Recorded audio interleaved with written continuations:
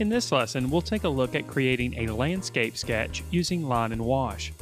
We'll start on 140-pound cold-pressed watercolor paper. I'm using Arch's watercolor paper for this demonstration, and we'll start by drawing a light contour line drawing using an H graphite pencil. We're only concerned with drawing the contours at this point, planning out our composition. We're not going to add any value or shading since most of that will be handled by the watercolor applications. We'll concentrate on basic shapes early on in the drawing process and draw loosely. In this demonstration, we're lightly sketching out the contour lines with a graphite pencil, but this step can be skipped if you wish, and you can start immediately with pen and ink applications if you prefer. With light graphite lines in place, we can use them as a guideline to begin our pen and ink applications. For this demonstration, I'm using micron pens. Micron pens come in a variety of different sizes. They feature archival ink and are disposable. So once you're finished using the pen, you can simply throw them away. They're inexpensive, so they're easily replaced. And they're also available at just about any art store. We'll begin drawing over the top of our graphite pencil applications. This time, we're just defining the edges of things. Some artists prefer to develop a full range of value with the pen and ink applications, either by hatching and cross-hatching or stippling or some other means of developing value. In this particular case, I want to create a range of value with the watercolor wash applications, which will happen later in the process. So at this point, again, I'm only concerned with developing the contours of the subject with the pen and ink applications. After watercolor washes have been applied, if we need to push the value range even further, we can always revisit the drawing with additional pen and ink applications. After we've defined the edges of the barn and silo and some of the details that exist there, we can move our attention to the trees that surround the subject. In this case, we'll use basic shapes to define the outer edges of each one of the collections of leaves on the tree that's closest to the viewer. For the trees in the distance, we'll just simply create a contour. Again, many of the details will be created through the applications of wash, which will happen later in the process. A jagged organic shape is used to define each one of the distant trees. Of course, we'll want to create an illusion of space, so we'll have some of the trees overlap the trees that are further away. Even though we've defined a basic contour for the trees, for some of the trees that are a little bit closer, we can go back and define a few indications of some branches. These are very loose marks and are not intended to define all of the details within the scene. For the grassy field in front of the barn, we'll pull a few tapered strokes upward, indicating the direction that the grass will grow. We won't cover the entire field, we'll just make these marks in a few locations. Then we'll add a few more branches to the distant trees.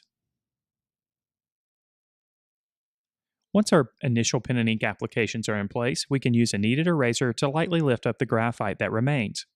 Now we're ready to start applying our watercolor washes. We'll start with a heavily watered down application of ultramarine. We're going to use the water to pull the color throughout the entire sky, working quickly before the paint has a chance to dry completely. I'm using a soft, flat sable brush here. With the initial applications of the sky in place, we can start defining some of the color of the distant trees. We'll start here with an application of yellow ochre, working quickly while the background is still wet. This, of course, will encourage a bit of bleeding between the colors.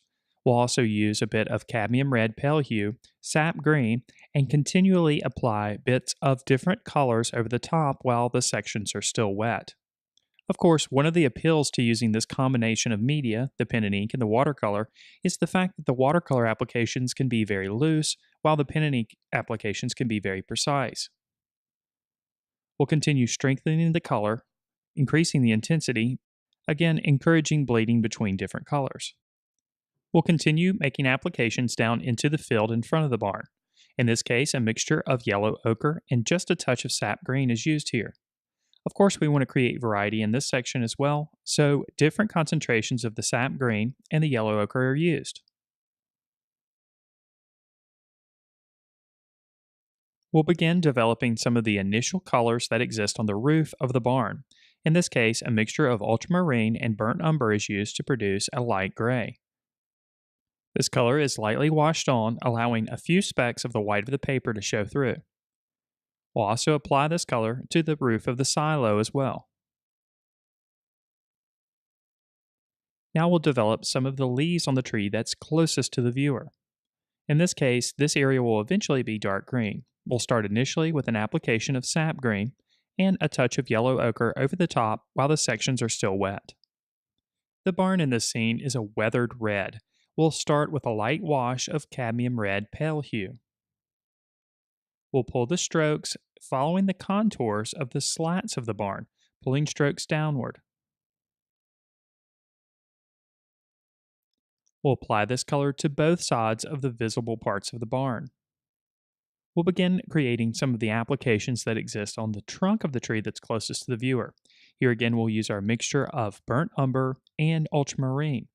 We'll use a more concentrated version of this to create some of the dark shadows that happen in the openings of the barn. If you want these colors to be a little bit cooler in color temperature, you can mix a little bit more of the ultramarine in the mixture. If you want them to be slightly warmer, you can add a bit more of the burnt umber.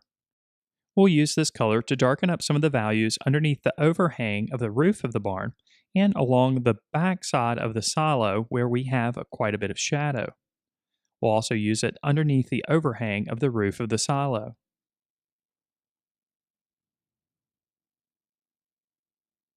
There's a strong shadow that happens just behind the barn, existing on the silo itself.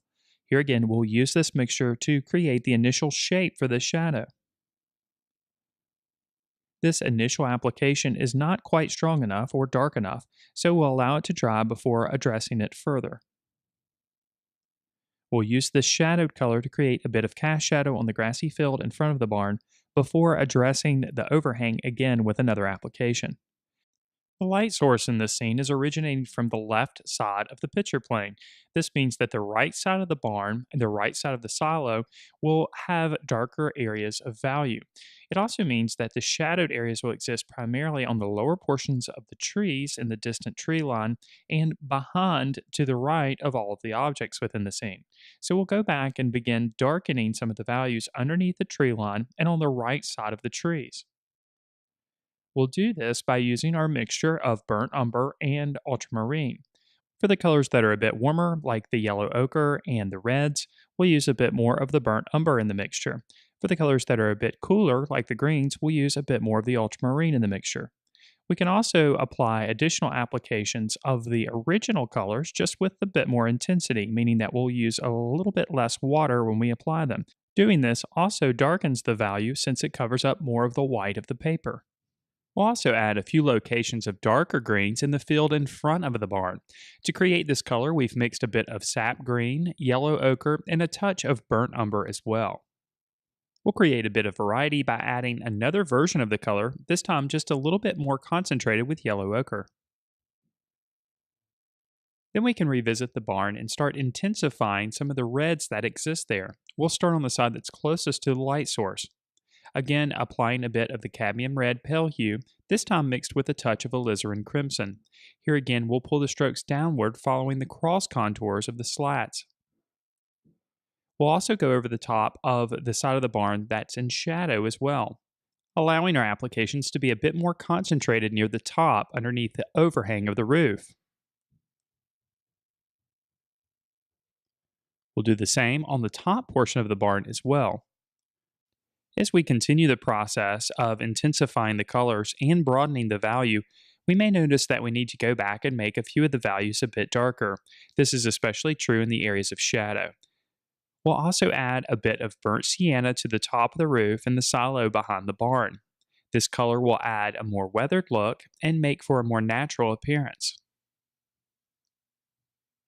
Then we can simply continue the process of developing a broader range of value, making the darks quite a bit darker, allowing the lights to appear a bit lighter. This contrast will further the illusion of light within the scene.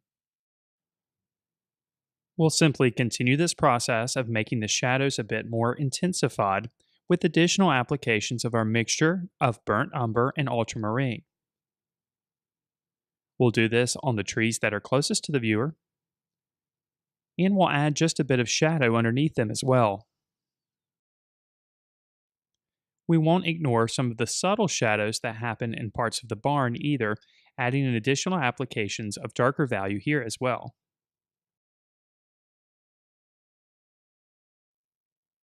The entire backside of the barn also receives an additional application of our burnt umber and ultramarine mixture, darkening the shadow in this location. We'll also continue the process of darkening the values on the trees. As you can see here, earlier in this process, with this particular approach, we started by establishing basically the local colors within the scene. Then it's simply a process of continually darkening the values so that you have a full range of value, creating the illusion of a believable light source. We'll also continue to add a variety of different colors so that our colors have a bit more depth and are a bit more interesting.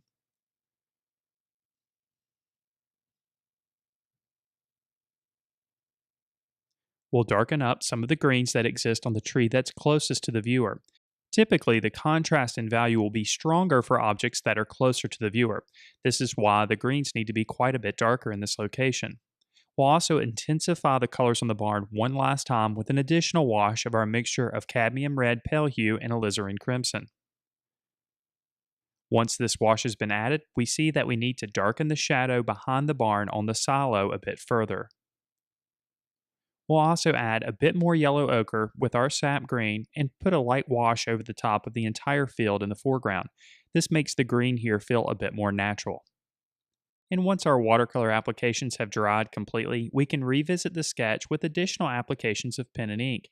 In this case, I'm just going back, creating a few bits of hatching here and there to increase the range of value even further. I'll add a few indications of some grass blades in the field, and I'll also add a fence behind the barn and the silo.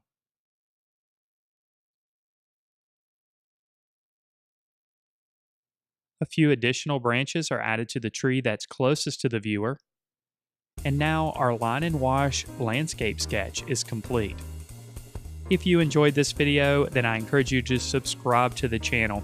And if you want to learn even more about drawing and painting, then why not check out our comprehensive membership program, which includes video courses, weekly live lessons, ebooks, lesson plans, and much, much more. To learn more about our program, just click on the button in the center of your screen or click on the card in the upper right-hand corner. Thank you so much for watching.